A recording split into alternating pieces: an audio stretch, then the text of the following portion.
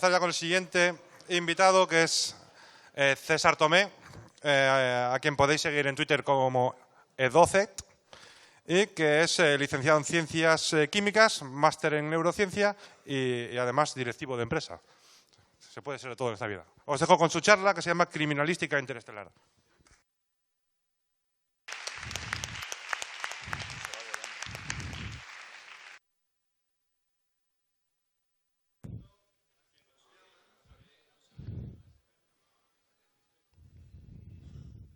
¿Ahora? Sí. Imaginemos por un segundo que nos llaman y nos piden que analicemos esto. Y que analicemos esto sin tomar ninguna muestra. No podemos tocarlo, por motivos misteriosos. La llamada viene de Roma y esto no lo podemos tocar. La primera forma de análisis es la que veis. Es una simple fotografía con luz visible. A partir de aquí, el departamento, uno de los mejores departamentos de policía científica que hay en España, y no es broma, es el de la Ertzaintza de Bilbao, pues se le llama para colaborar y decide hacer una serie de ensayos. Todos ópticos, no podemos tocar nada, no podemos acercarnos a la muestra. ¿Qué podemos hacer? Pues vamos a ver qué aspecto tendría este mismo objeto problema en otra frecuencia. ¿Qué tal emite en infrarrojo? Le hacemos una foto en el infrarrojo. ¿Qué tal emite en el ultravioleta? Y vamos a ver qué le pasa. Vamos a ver si lo irradiamos un poquito con microondas, qué respuesta tenemos. Con todo esto, estos métodos ópticos, en este caso aquí vemos un espectro de luz blanca en el visible, vamos a tener determinadas señales. En el caso de la luz visible, veis que tenemos el arco iris, pero que nos faltan, tiene como rayitas, como imperfecciones. Esas imperfecciones no son tales. Esas imperfecciones son líneas de absorción. Nosotros podemos saber muchas cosas ópticamente precisamente por fenómenos como este. Por ejemplo, yo este espectro no sé de qué es, qué sustancia ha absorbido estas líneas, pero sí puedo afirmar que tiene sodio, porque aquellas dos líneas de arriba, cuando el amarillo casi quiere convertirse en rojo, son señal de que aquí hay sodio. Las transiciones electrónicas en los átomos son las que producen esto. Otro tipo de transiciones en las moléculas son las que nos van a dar información en el infrarrojo o en microondas, en general en ondas de radio. Con todo esto, ¿qué información podemos llegar a tener? Con todo esto podemos llegar a tener información suficiente como para realizar un modelo teórico. ¿De qué molécula probablemente podremos estar hablando? Con ese conocimiento iremos al laboratorio, todos hemos visto CSI, sobre todo en la época del señor Grissom, ¿de acuerdo?, en la que se va al laboratorio y se intenta reproducir esta primera imagen. Si con la sustancia que lo reproducimos coincide, pues sabemos lo que es.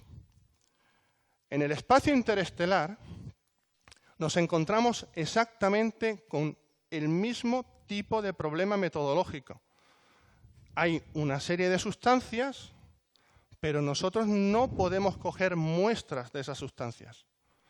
Tenemos que emplear métodos puramente ópticos. Pero si tenemos en cuenta las condiciones que hay en el espacio interestelar, el problema es tremendamente complicado. Porque si bien en la primera imagen que hemos visto podríamos pensar que o es una mancha de sangre, o es una mancha de pintura, de determinado tipo de pintura, de determinado tipo de agua tintada, y podemos hacer estudios y tal, aquí la especulación es libre. Las condiciones en el espacio no se parecen en nada a la química terrestre.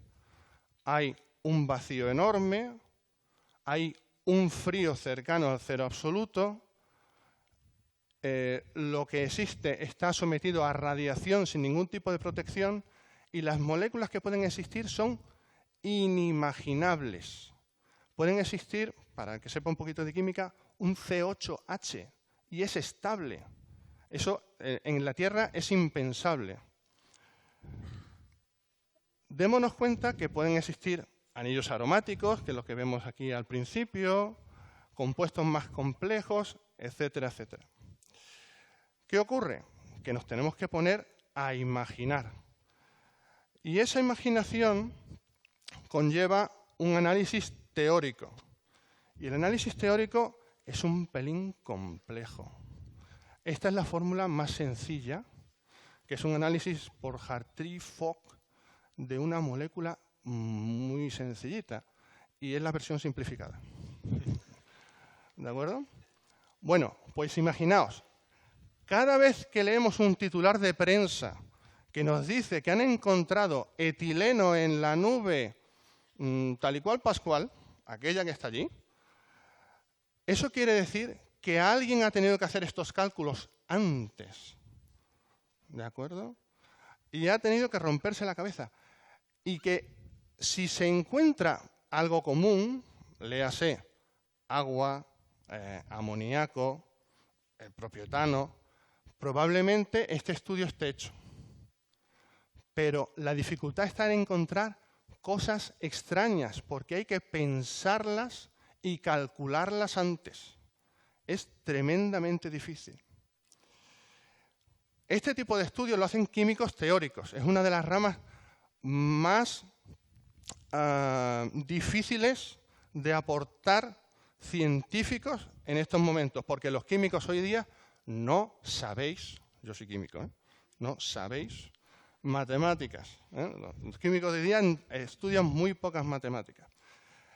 Y se tienen que dedicar a hacer bibliotecas de posibilidades, inventar. Pero, sin embargo, lo más difícil de la astroquímica, que es de lo que estamos hablando aquí en definitiva, es lo que hemos dicho al principio, cuando analizamos esa mancha roja. Cuando analizamos esa mancha roja teníamos todos los datos, después íbamos al laboratorio y veíamos qué tal explotaba un globo con tinta, qué tal explotaba un globo con pintura o un globo con sangre de vaca. Y veíamos si reproducía los datos que teníamos.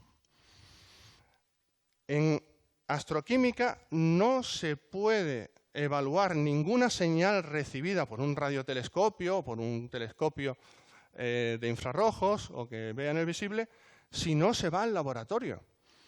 Y ojo, este señor es una de las personas que yo personalmente más admiro desde el punto de vista químico, este señor de aquí, que es un catedrático de la Universidad de Purdue en Estados Unidos. Y esto que veis aquí es un laboratorio químico, a que no tiene el aspecto de un laboratorio habitual.